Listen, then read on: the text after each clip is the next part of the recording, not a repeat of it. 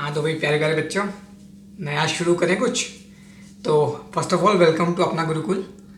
तो आज पहले हम ये डिसाइड देख लेते हैं कि हमने पहले पिछले लेक्चर्स में क्या क्या पढ़ लिया अब तक मैंने फिजिक्स के 2 लेक्चर लिए हैं जिसमें हमने बहुत ही ज़्यादा बेसिक किया है। अभी आने वाले कुछ लेक्चर बेसिक चलेंगे क्योंकि मैं छोटे छोटे लेक्चर बना रहा हूँ और हर एक लेक्चर में एक एक टॉपिक कवर करा रहा हूँ आपको, ताकि आपको बोझ ना लगे और आप एक सिटिंग में एक टॉपिक अच्छे से कर लें अपना। ठीक है। तो पहले मैंने आपको पहले लेक्चर में सिर्फ और सिर्फ ये बताया था कि फिजिक्स होती क्या है। ठीक है, उसको आई गेस समराइज़ करने की कोई ज़रूरत है नहीं। फिजिक्स की थ्योरी बताई थी, एग्जाम्पल से बताया था मैंने आपको सब कुछ। सेकंड जो चीज़ थी ना बच्चों, सेकंड चीज़ थोड़ी सी इंपॉर्टेंट आ जाती थी, जो मैंने आपको बताया था कि यूनिट्स क्या होती हैं, यूनिट्स का क्या इंपॉर्टेंस है, यूनिट होती क्या है। बहुत सारे एग्जाम्पल देके बताया था मैंने आपको यूनिट्स के बारे में। ठीक है, उसमें सबसे मेन क्या था बच्चों, यूनिट्स कितने टाइप की होती है? 3 टाइप की यूनिट्स होती है।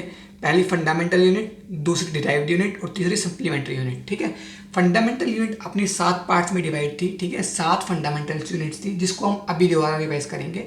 डिराइव्ड यूनिट कौन सी थी? जो हम फंडामेंटल यूनिट से अपन बनाते हैं। फंडामेंटल यूनिट से डिराइव की जाने वाली यूनिट डिराइव्ड यूनिट होती है। और सप्लीमेंट्री यूनिट 2 अलग से यूनिट थी। कौन कौन सी? एक रेडियन जो प्लेन एंगल, और एक स्टेरेडियन जो कि सॉलिड एंगल। सॉलिड एंगल बता दिया था क्या होता है, प्लेन एंगल बता दिया था क्या होता है। ठीक है, फटाफट से जल्दी जल्दी मैं आपको 7 यूनिट गिनवा देता हूँ आपको कि कौन कौन सी होती है। जल्दी लिख लेते हैं अपन एक बार, ताकि एक बार याद आ जाए। लेंथ, ये फंडामेंटल यूनिट लिख रहा हूँ मैं आपको। लेंथ, मास, टेम्परेचर, टाइम, इलेक्ट्रिक करंट,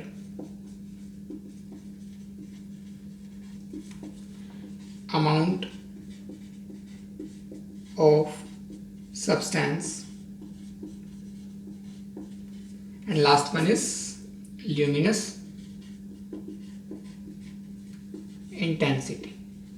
अभी मैं भगा रहा हूँ क्योंकि बस एक रिवीजन दे रहा हूँ आपको फटाफट से। ये 7 अपनी फंडामेंटल यूनिट थी। इनकी एसआई यूनिट क्या क्या थी बच्चों? लेंथ की मीटर, मास की केजी, टेम्परेचर की केल्विन, टाइम की सेकंड, ये ऐसा यूनिट लिख रहा हूं मैं, इसकी एम्पेयर, अमाउंट ऑफ सब्सटेंस की मोल, एंड ल्यूमिनस इंटेंसिटी की कैंडेला सीडी। ठीक है, ये अपन ने लिख दी इनकी ऐसा यूनिट। गर्मी बहुत, एक सेकंड बच्चों, सॉरी। ठीक है, तो ये अपने पास आ गया लेंथ, ये मतलब 7 फंडामेंटल यूनिट, 1 2 3 4 5 6 7। ठीक है, इनकी ऐसा यूनिट लिख दिया अपन ने, ऐसा ही यूनिट। ठीक है, अब मैं एक चीज लिखने जा रहा हूं कि डायमेंशन को कैसे शो करते हैं। एक डायमेंशन नया वर्ड है जो आज का टॉपिक है अपना, उसको मैं बताया तो लेंथ की जो डायमेंशन है उसको ऐसे, हमेशा हर डायमेंशन को स्क्वायर ब्रैकेट में करते हैं अपन। ठीक है, स्क्वायर ब्रैकेट, फिर लेंथ के लिए एल, ठीक है, मास के लिए एम लेते हैं हम। अगला क्या अपने पास? टेम्परेचर, टेम्परेचर के लिए हम लेते हैं के, केल्विन के लिए। ठीक है, टाइम, टाइम के लिए टी लेते हैं। इलेक्ट्रिक करंट कई जगह आई ले लेते हैं और कई जगह ए ले लेते हैं, तो मैं आई ले रहा हूँ। अमाउंट ऑफ सब्सटेंस, मोल, मोल को मोल ही लिखते हैं। और इसको ल्यूमिनस इंटेंसिटी, इसको सी डी ही लिखते हैं। ठीक है, ये आ गया आपके पास डायमेंशंस कुछ कि इनको कैसे कैसे लिखते हैं। अब डायमेंशन होता क्या है, क्यों होता है, क्या वजह होती है, क्यों इंपॉर्टेंट है, ये सब आपको बताने जा रहा हूँ। ठीक है, तो एक बार फटाफट से जल्दी से ये वीडियो पॉज करके फटाफट से नोट कर लेना।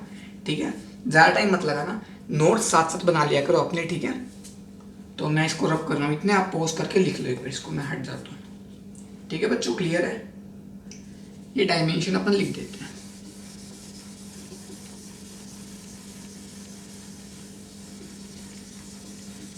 अब फटाफट से ना डायमेंशन देखते हैं कि होता क्या है बच्चों। ठीक है, कोई भी फिजिकल क्वांटिटी या फिर कोई भी फॉर्मूला फिजिक्स का बोलूँ मैं, तो उस फॉर्मूले का एक डायमेंशनल फॉर्मूला होता है। तो उसमें हर टर्म की जो पावर होती है ना, हर यूनिट की जो पावर होती है, अभी तक यूनिट्स पढ़ रहे थे ना, हर यूनिट की जो पावर है उसको हम बोलते हैं डायमेंशंस। ठीक है, नहीं आया समझ में? अभी बताता हूँ। एरिया था अपने पास, एरिया क्या था? एरिया क्या होता है? मीटर स्क्वायर में होता है।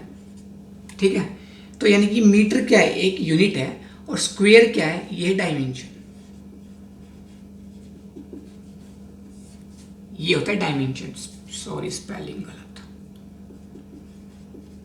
डायमेंशन, ये हो गया डायमेंशन। जो नंबर है ना कि एक यूनिट की क्या पावर है, उसको अपन बोलते हैं डायमेंशन। अभी भी नहीं समझे, कोई बात नहीं, अभी समझा देते हैं सारी चीज़ें आपको।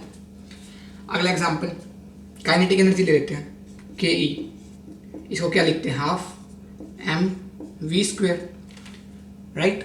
मैं इसको बेसिक यूनिट में चेंज कर रहा हूँ, ठीक है। एम को किस में लिखते हैं अपन, ये मास होता है ना, मास, ये मास है, मीटर मतलब, मैं थोड़ा सा इसको चेंज, कंफ्यूजन हो जाएगी, तो half into mass into velocity square. Mass को किस में लिखेंगे, केजी में, इंटू वेलोसिटी को किस में लिखेंगे, मीटर पर सेकंड में, का स्क्वायर। हाफ को एक बार छोड़ देते हैं, जरूरत नहीं है इन चीज़ों की, ठीक है। अपने डायमेंशन पर नंबर, जो नंबर्स होते हैं ना वो डायमेंशनलेस क्वांटिटी होती है। केजी इंटू मीटर पर सेकंड स्क्वायर, तो केजी मीटर स्क्वायर पर सेकंड स्क्वायर। इसको कैसे लिख सकता हूँ, केजी की पावर 1, मीटर की पावर 2, सेकंड की पावर -2। तो dimension of kinetic energy is 1 in मास, ठीक है, 1 in mass, 2 in length and -2 in time. समझ रहे हो, केजी क्या था, मास था, मास के लिए अपन ने अभी पीछे नोट किया था, केजी किसके लिए होता है, मास के लिए होता है, मीटर किसके लिए होता है, लेंथ के लिए होता है, एंड सेकंड किसके लिए होता है, टाइम के लिए होता है, ठीक है। तो डायमेंशन ऑफ काइनेटिक एनर्जी, अगर मैं इसको थ्योरेटिकली लिखूंगा तो ये लिखूंगा, dimension of kinetic energy is 1 in mass, 2 in length and -2 in time, ठीक है। इसको अपन लिखते हैं डायमेंशन। अब केजी को मैंने आपको क्या बताया था, केजी मास को कैसे लिखते हैं डायमेंशन के अंदर, एम, कैपिटल एम से।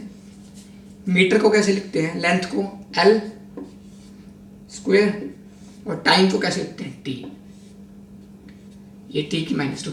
तो एम एल की पावर 2, टी की पावर -2, ये होता है डायमेंशनल फॉर्मूला, ठीक है। आया समझ में, चमका, थोड़ा सा चमका ही गैस, थोड़ा सा और चमका देते हैं आपको फटाफट से। चलो नेक्स्ट एग्जांपल, ये नोट कर लेना, कोई भी चीज करो अपने पॉज करके नोट कर लो। चलो अब आता है अपने पास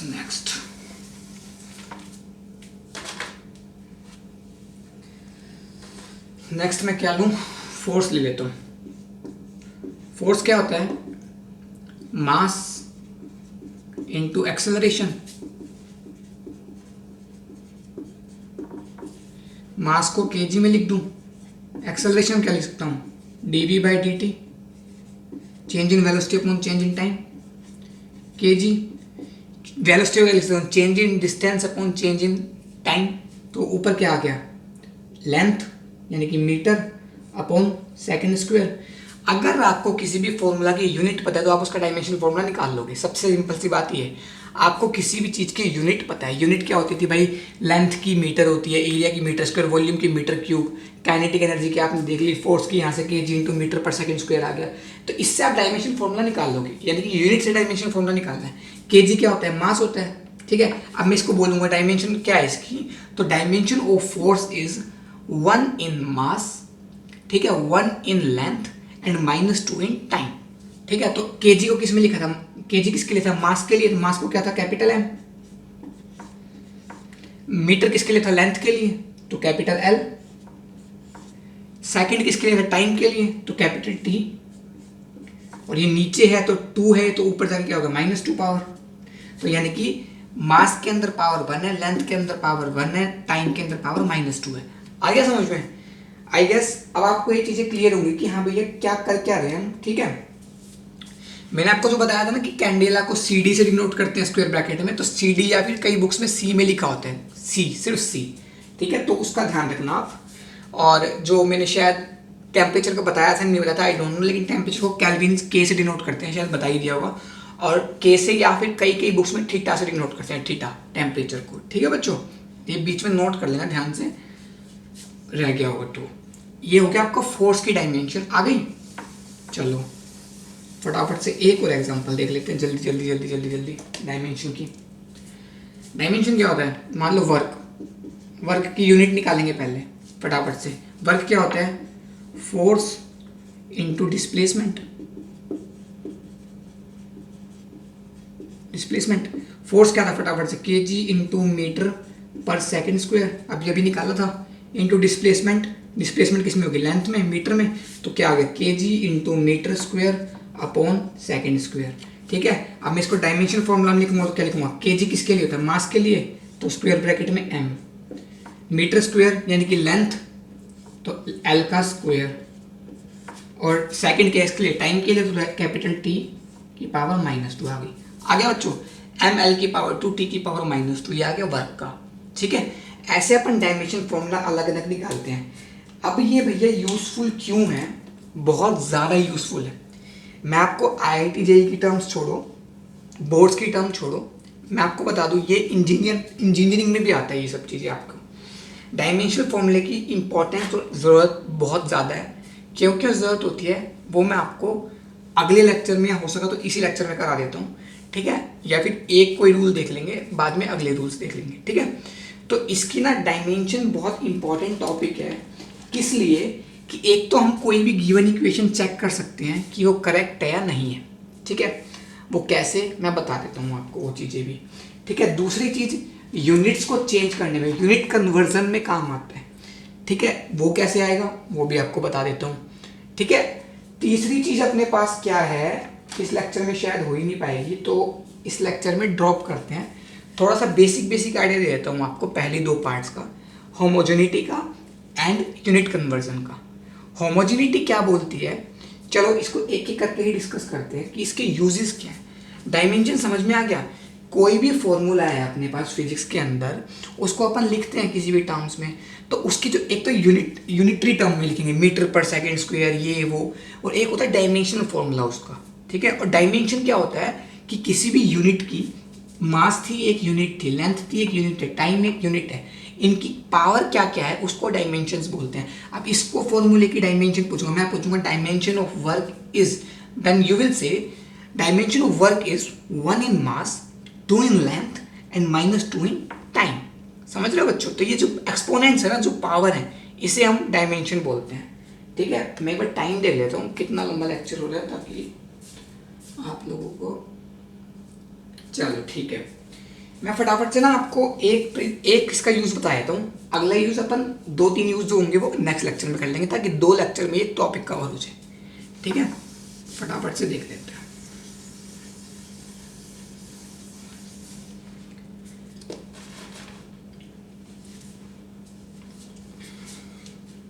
चलो आ जाए बच्चों, अब अपने पास आता है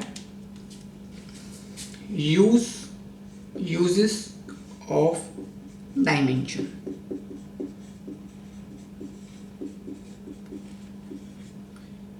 डायमेंशन का यूज क्या है, तो पहला यूज क्या है, प्रिंसिपल ऑफ होमोजेनिटी। प्रिंसिपल इतना लिख दूं, ऑफ होमोजेनिटी। अब ये प्रिंसिपल ऑफ होमोजेनिटी क्या चीज है यार, देखो कोई भी इक्वेशन में ना आपके पास इक्वल टू होता है, प्लस माइनस साइन वगैरह वगैरह होते हैं। ठीक है, तो कुछ टर्म्स ऐड या सब्ट्रैक्ट होती है, या भाई LHS is equal to RHS होता है, देखते हो आप। ठीक है, तो इसमें क्या बोला है कि यार हम ना उन्हीं टर्म को ऐड कर सकते हैं या सब्ट्रैक्ट कर सकते हैं जिनकी डायमेंशन सेम।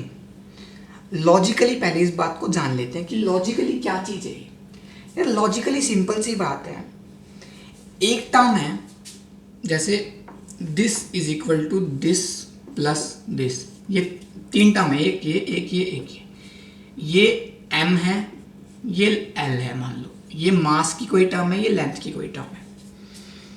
ठीक है, तो यार मैं मास को लेंथ में कैसे ऐड करूं, मैं कहूँ यार मुझे 1 किलो पालक दे दो प्लस 1 किलोमीटर सड़क दे दो, ये तो कोई तुक नहीं हुआ ना किसी भी चीज़ का। तो हम किसी 2 डायमेंशन को ऐड या सब्ट्रैक्ट नहीं कर सकते। अब मैं कहूँ यार मुझे 2 टॉफ़ी दे दो और 2 चॉकलेट दे दो, समझ में आ रहा है। लेकिन मैं कहूँ यार कि सिंपल चीज़, 2 चीज़ें जिनका कोई आपस में वास्ता ही नहीं है, क्योंकि मैंने क्या बोला था कि चलो वो फंडामेंटल वाली बात छोड़ो, लेकिन आप खुद सोचो ना कि मैं किसी टर्म को ऐड तभी तो कर पाऊंगा जब उनकी डायमेंशन सेम हो। लाइक मैं वर्क को वर्क के साथ ऐड कर पाऊंगा ना, वर्क को डिस्टेंस के साथ थोड़ी ऐड कर पाऊंगा। मैं कहूँगा कि अब मैं सिंपल सी बात है यार, 1 newton is equal to 1 newton plus 1 metre is equal to, क्या बोलूँ, कुछ हो सकता है? तो ये चीज़ें गलत हो गई ना अपने आप में, कि मैं एक यूनिट को दूसरी यूनिट जो बिल्कुल ही अलग है उसके साथ ऐड नहीं कर सकता कभी भी, ठीक है। तो इसलिए जो प्रिंसिपल होमोजेनिटी बोलता है वो ये बोलता है कि हम जो एक इक्वेशन में जितनी भी टर्म्स हैं उनकी डायमेंशन सेम होनी चाहिए। चलो ठीक है, अब इसका यूज़ कैसे हुआ, यूज़ बताता हूँ मैं आपको। आपने एक इक्वेशन पढ़ी होगी, S is equal to U T plus half A T square. 3 term देख पा रहे हो, एक ये, एक ये, एक ये। इसका डायमेंशन फॉर्मूला क्या होगा? सिर्फ L, क्योंकि ये डिस्टेंस होता है या डिस्प्लेसमेंट कह लो, कुछ भी कह लो, ठीक है। इसका डायमेंशन फॉर्मूला क्या होगा? U का क्या होगा? U क्या है? वेलोसिटी। वेलोसिटी क्या होती है? लेंथ अपॉन टाइम, ठीक है। Distance upon time, displacement upon time. तो डिस्प्लेसमेंट को किस में नापेंगे अपन? लेंथ में, और टाइम को सेकंड में। तो यानी कि L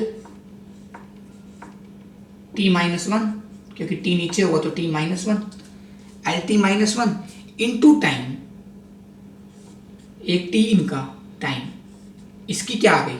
is equal to length ही आ गई वापस से। इसका देखते हैं, हाफ, इसकी तो कोई डायमेंशन होगी ही नहीं। इसकी एक्सेलरेशन, एक्सेलरेशन क्या होता है? Change in velocity upon change in time, और वेलोसिटी क्या होता है? Change in distance upon change in time. तो क्या आ गया ऊपर? s अपॉन टाइम स्क्वायर, यानी कि लेंथ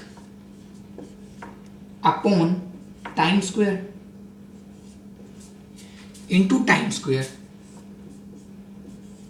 तो ये पावर -2 हो जाएगी। टाइम की पावर एक जगह -2, एक जगह +2 है, और दोनों मल्टीप्लिकेशन में। मल्टीप्लिकेशन में अगर दो चीजें हैं तो उनकी पावर ऐड हो जाती है। जैसे कि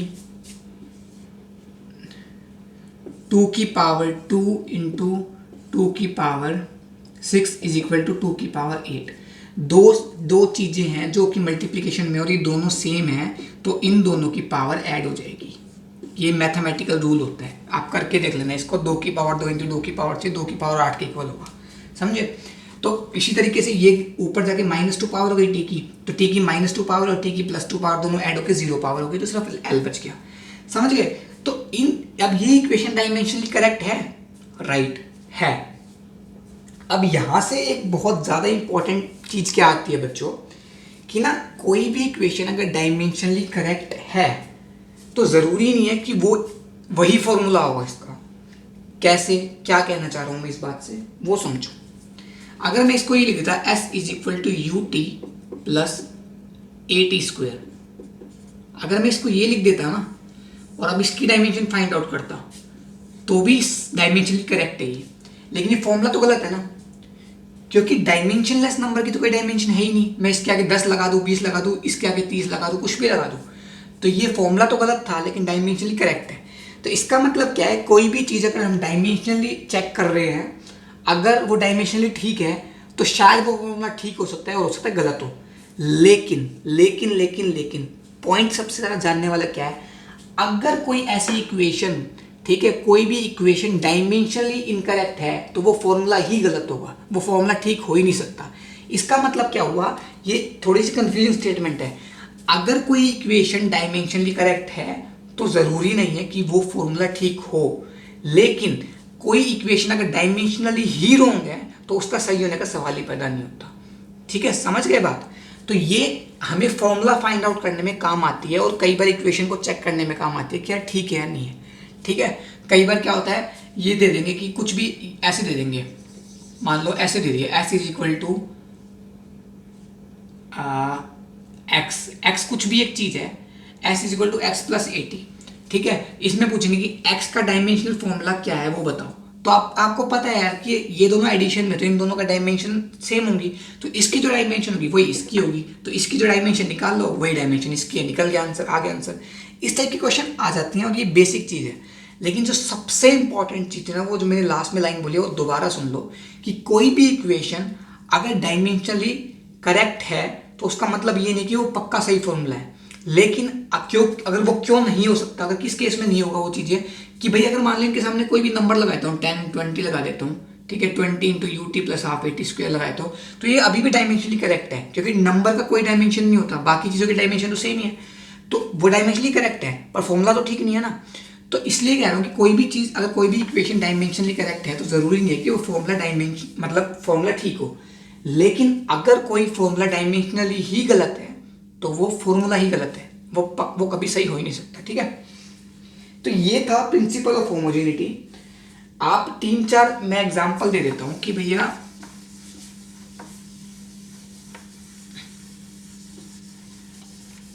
आप घर पे कमेंट बॉक्स में मुझे डाल देना, समझ में ना आए तो मैं 1-2 चीजें लिख रहा हूँ, आप लिख लो, मुझे उसके आंसर फाइंड आउट कर देना, ठीक है। t is equal to 2 pi under root L by g, K E is equal to half M v square, ये मास है, ये वेलोसिटी है, 3 power is equal to, power वाला छोड़ दो, अभी आप बेसिक वाला चीज़ें पढ़ेंगे होंगे आपने, तो ये 2 हो गए, और क्या होता है एक उसकी इक्वेशन ले लेते हैं कोई भी, V square is equal to U square plus 2as। ये आपने इक्वेशंस पढ़ ली होंगी, नहीं पढ़ी तो मैं बताया हूँ। v का मतलब होता है क्या, v का मतलब क्या होता है, जल्दी बताओ जल्दी बताओ। v का मतलब होता है अपने पास वेलोसिटी, फाइनल वेलोसिटी, ये इनिशियल वेलोसिटी, ये 2 इंटू एक्सेलरेशन इंटू डिस्टेंस, ये सबका मीनिंग बता दिया मैंने। काइनेटिक एनर्जी है ये, इसको half into mass into velocity square लिखते हैं। t is equal to 2 pi under root L, L length, g है gravity, acceleration due to gravity, ये एक एक्सेलरेशन है एल अपॉन जी। तो ये सब ना वेरीफाई करना कि डायमेंशनली ठीक है या नहीं है, अगले टाइम पे डिस्कस कर लेंगे ये तीनों चीज़ें, ठीक है। पक्का से ट्राई जरूर करना इसको। तो तब तक के लिए अपन इस टॉपिक को एंड करते हैं, उसके बाद अपन इस वाले डायमेंशन वाले टॉपिक को एक और लेक्चर लेंगे, उसमें कवर अप कर देंगे, और बेसिक चीज़ें अपनी काफ़ी ज़्यादा हो चुकी हैं, धीरे धीरे हम न्यूमेरिकल्स पे चलेंगे, ठीक है। तो थोड़ा सा इसको देख लेना, प्रैक्टिस हो जाएगी आपकी, और जितना पढ़ा है वो अच्छे से पढ़ लो। कुछ भी समझना है मुझसे डाउट पूछ लेना कमेंट सेक्शन में, या कोई भी दिक्कत हो मुझे बता देना, ठीक है। तब तक के लिए till then bye bye, take care.